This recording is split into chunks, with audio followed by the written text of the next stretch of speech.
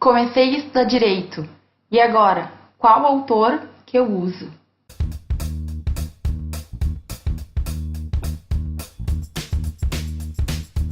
Muita gente me pergunta qual é a doutrina mais indicada para a gente estudar, quais são os autores que eu acho mais relevantes e, enfim, quem que eu recomendo. Primeiro, que no direito é muito difícil a gente elencar uma, duas ou três pessoas, porque a gente tem todos os ramos do direito, são muitos tipos de matérias diferentes e é mais do que normal que ninguém consiga dominar todas as matérias com o mesmo nível. Isso todo mundo tem que aceitar um dia. A gente até pode iniciar meio generalista, mas com certeza a gente vai ter que afunilar um pouco, especificar um pouco o nosso conhecimento para poder saber efetivamente muito sobre um tema pontual.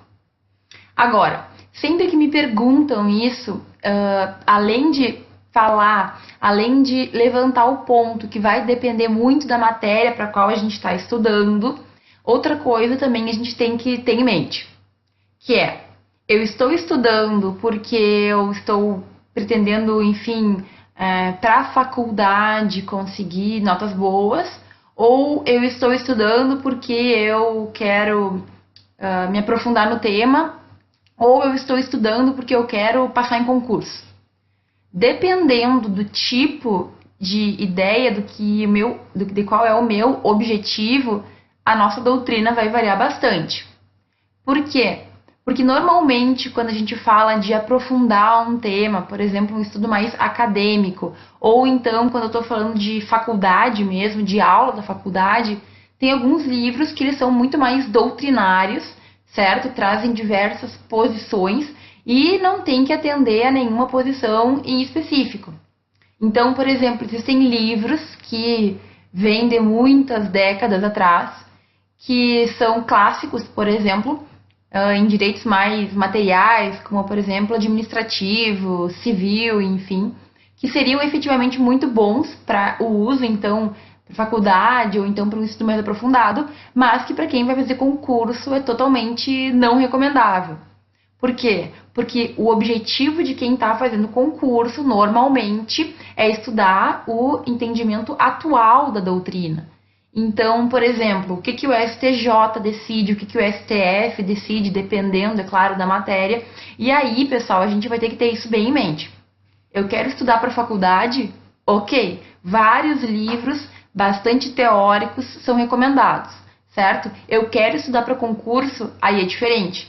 Eu tenho que buscar um livro que se volte, então, para entendimentos mais atuais e algumas questões que vêm sendo discutidas tanto em relação à jurisprudência, quanto em relação a uma teoria mais moderna, digamos assim. O que se entende hoje? O que os juízes vêm entendendo por mais correto ou mais aplicável? Tá, daí então a gente decidiu que a gente quer escolher doutrina para a faculdade. Eu quero passar nas aulas de teoria do direito, de introdução ao direito, ou de direito civil 1, etc e tal. Muitas vezes a gente vai escolher o livro que o professor indicou. Muitas vezes é o livro que ele se baseia para dar as aulas, para fundamentar as questões da prova, etc e tal, e não tem nenhum problema nisso. Só que, além do livro que o professor indica, nós vamos ter no direito uma gama, uma lista enorme de autores que vão tratar exatamente daquele tema. Então, assim, uma coisa que a gente tem que pensar é o seguinte. É claro que dá para tentar buscar aquele livro que o professor indicou, ele deve ter os motivos pelos quais ele gosta daquele livro, só que não adianta a gente ir por um livro, por exemplo, que a leitura não flui. Então, dependendo do que a gente está buscando, a gente tem que ver se efetivamente a gente vai bater com aquele livro, se a nossa vida, digamos, se o nosso jeito, se a gente consegue entender o que o cara está escrevendo, sabe? Tem professores que escrevem livros, são autores muito famosos, que quando eles dão a aula é maravilhosa, se apaixona pela pessoa. Mas quando tu pega o livro daquela pessoa, tu não consegue fazer nenhuma ligação, tu não gosta do livro. Aí não adianta, né? Então, a minha primeira dica, assim, para quem está escolhendo doutrina para estudar, além de primeiro definir para que quer estudar, é, antes de comprar o livro, Ah, vou comprar a doutrina de tal autor ou do fulano. Dá uma olhada na forma como aquele livro se dispõe ou na forma como aquele autor explica as coisas, certo? Então, é muito bom ir na biblioteca, dar uma olhadinha nos que lá estão, enfim, ver se tu gosta de algum deles. Pedir para um colega que tem algum livro trazer para que tu dê uma olhada, para ver se tu gosta da letra, para ver se tu gosta da formatação. Isso é muito bobo, mas na verdade é muito importante. Porque, por exemplo, se tu pega como a gente chama, se tu pegar um ranço de um autor ou de um livro por uma vírgula, por uma palavra, por uma maneira que aquele livro está organizado, a nossa leitura não flui, nosso estudo não vai para frente. É a mesma coisa que não gostar de um professor. Se tu coloca na tua cabeça que tu não gosta de um professor, e por mais que tu tenha os teus motivos de não gostar, enfim, mas se tu coloca isso na tua cabeça, a matéria daquele professor, ela é muito mais chata, ela é mais difícil. Tu não gosta da matéria em razão da pessoa que tá passando a matéria pra ti. E aí, pessoal, é a pior coisa do mundo, né? Porque quem tá perdendo é o aluno, né? Quem tá estudando efetivamente. Outra forma que eu esqueci de comentar, que é bem fácil da gente acessar livros, são aqueles que estão disponíveis online. Então, por exemplo, várias faculdades, inúmeras, já oferecem muitos livros, aqueles mais conhecidos, numa forma de e-book ou numa forma de leitura online. Nem sempre a gente vai precisar comprar o livro físico, certo? E aí, se tu consegue ler no computador, melhor ainda, porque tu vai ter uma biblioteca de um acervo enorme nas tuas mãos. Agora, se tu não tem acesso ao livro físico e tu queria muito ver como aquele autor escreve, da forma como ele estrutura aquele conteúdo, normalmente online a gente encontra nem que seja o primeiro capítulo, assim. Para que serve? É basicamente um livro-teste. É para que tu veja se tu te adapta, se tu gosta, se efetivamente a leitura vai fluir ou não, se não tem nada que te incomoda naquele autor, enfim, para, enfim, tu conseguir seguir em frente. Essa coisa de gostar ou não gostar de um autor é muito relativa, assim. Então, dependendo do objetivo que tu tem, pode ser que aquele autor seja maravilhoso ou não, ou horrível. Então, por exemplo, eu gostava não, né? Os professores indicavam que durante a faculdade, na aula de processo civil, enfim, que já é um pouco mais avançado, que a gente comprasse livros do autor bem famoso, que é o Fred Didier, que é brasileiro, enfim, explica processo civil. E ele tem uma coleção, sei lá com quantos volumes, vários livros. Então, cada semestre seria um livro novo. E durante a minha faculdade eu comprei vários livros do Didier. Só que, para aquela época da minha vida, eu acho que eram livros muito profundos. Porque o Didier, ele também se volta para concurso público, né? Então, ele explica bem detalhadamente algumas coisas que, assim, na época da faculdade, para mim era demais. Eu não estava nem entendendo o que era um litisconsórcio. E aí ele dava exemplos, a exceção da exceção da exceção, que só me confundiam e não me ajudavam em nada. Então, a gente tem que ter em mente que depende muito do nosso gosto pessoal e do que a gente está buscando. Hoje em dia, quando eu estudo para dar aula, quando eu estudo para aplicar, enfim, ou por uma questão concreta mesmo, tô advogando e tô com uma dúvida. Para mim, o Didier é maravilhoso, porque hoje em dia eu quero saber os detalhes, a vírgula da vírgula, porque para mim é interessante. Mas antigamente não era. Então vejam, essa nossa ideia, o gostar, ele também pode se modificar com o tempo. Agora, estou na faculdade, tenho que estudar para determinada matéria. E tal autor supre tudo aquilo que eu quero, porque ele escreve objetivamente, porque ele traz o que é mais importante, enfim. Ponto. É isso aí que importa, é a gente conseguir se entender com o livro. Tem aqueles livros que tu não gosta nem de lembrar que tem na estante, porque são chatos, porque são maçantes, porque um assunto que poderia ser explicado em uma página vira 10. Aí é bem complicado, e não adianta, se tu não gosta do livro, não vai pra frente.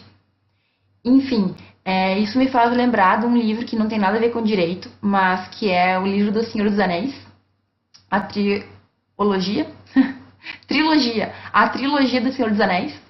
E eu li esses 3 livros, sei lá, faz tempo já, e eu odiava como o autor passava, tipo, 5 ou 6 páginas descrevendo o local, assim, descrevendo o ambiente. Então, não me esqueço que teve uma parte da leitura que ele ficou falando das montanhas. Eu juro, 4 páginas explicando como é que eram as montanhas que eles estavam passando lá, quando eles estavam indo levar o anel, não sei.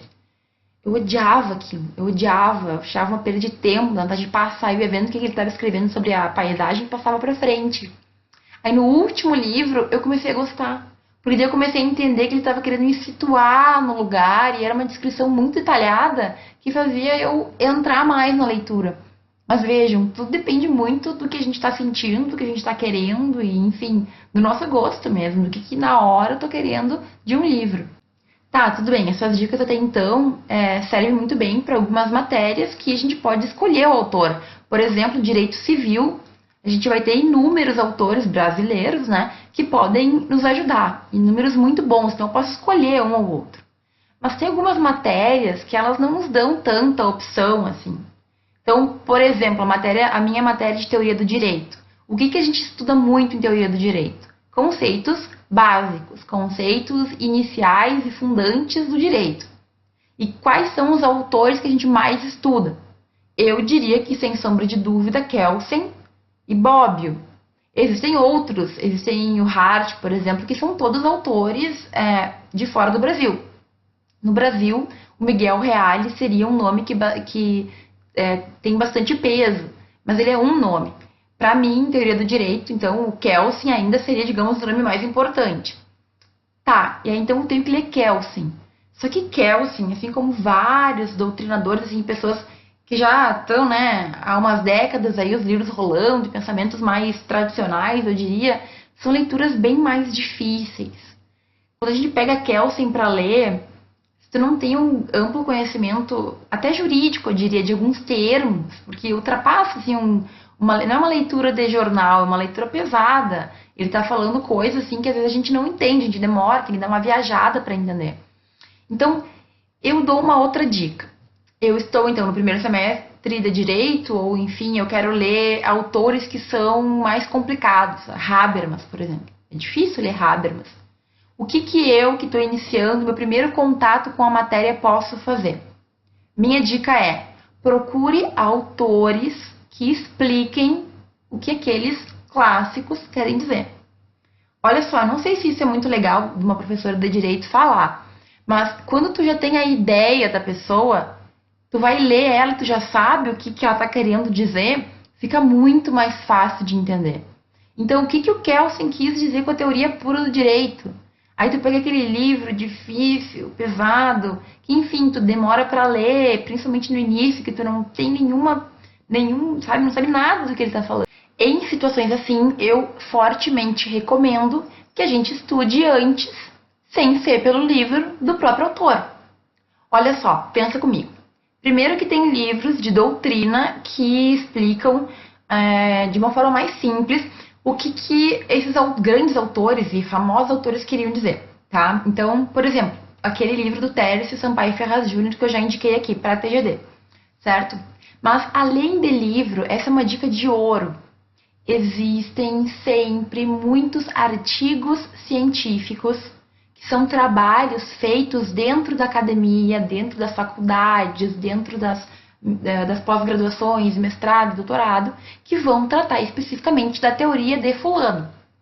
O que é um artigo científico? Eu vou falar mais sobre isso em outros vídeos. É algum estudo, certo, que normalmente não ultrapassam 30 páginas sobre um assunto específico. Quando eles tratam de teorias, normalmente vai ter um pouco de teoria e alguma outra parte, ou mais prática, ou análise de alguma coisa. Então, olha só a dica maravilhosa. Se tu tem que entender a teoria de Habermas, ou a teoria de Kelsen, e tu precisa primeiro ter uma ideia, uma noção geral, procura um artigo científico de alguém que, óbvio, tenha a confiança, não dá para ler qualquer artigo em qualquer lugar, certo? Uma revista científica, por exemplo, que tem online, nós temos muitas revistas online, é uma boa pedida. E aí lá o cara é obrigado, em até 30 páginas, tratar de todo o assunto.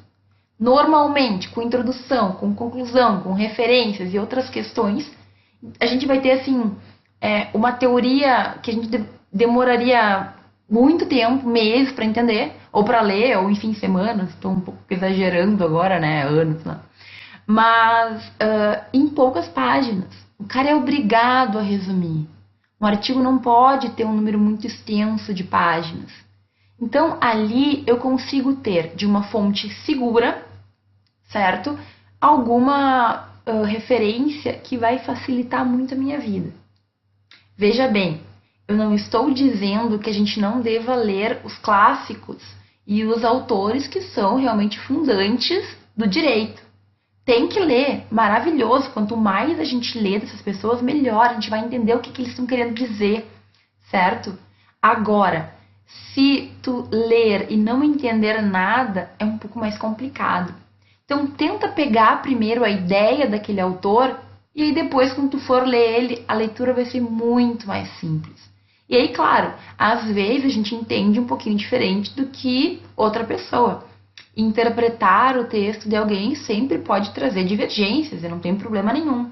Mas tu já vai ter a possibilidade de ler, de entender por si próprio e de, enfim, colocar mais um livro lá na conta dos lidos. Então, pessoal, para eu saber qual é o melhor autor ou qual é a melhor doutrina, primeira coisa eu tenho que definir, então, qual é o meu objetivo. Se eu estou buscando estudar para a faculdade, se eu quero aprofundar o tema, se eu estou buscando estudar para concurso. Depois, eu tenho que pensar efetivamente o que eu gosto, certo? Dentre os autores que existem, qual é o meu gosto pessoal, qual que eu consigo me dar melhor. E, por fim, se eu tenho que ler um livro que é difícil, mas que é um livro necessário, eu posso, primeiramente, buscar outras fontes que explicam, né, digamos, uma fonte indireta, para quando eu chegar na fonte direta, que é aquela mais difícil, eu tenho uma facilidade maior de compreensão. Eu já fiz isso com vários autores, facilita muito a nossa vida, eu realmente acho que essa dica ela é muito valiosa. Como eu disse, eu não sei se é legal a professora de direito falar uma coisa dessa, mas o que eu estou querendo dizer é que vocês não devem deixar de ler os clássicos. Mas não adianta ler se tu não entende nada do que o cara tá falando, certo? Se vocês gostaram, se vocês têm alguma sugestão para me dar, por favor comentem aqui embaixo do meu vídeo, inscrevam-se no meu canal e muito obrigada por me assistirem, certo? Até o próximo vídeo.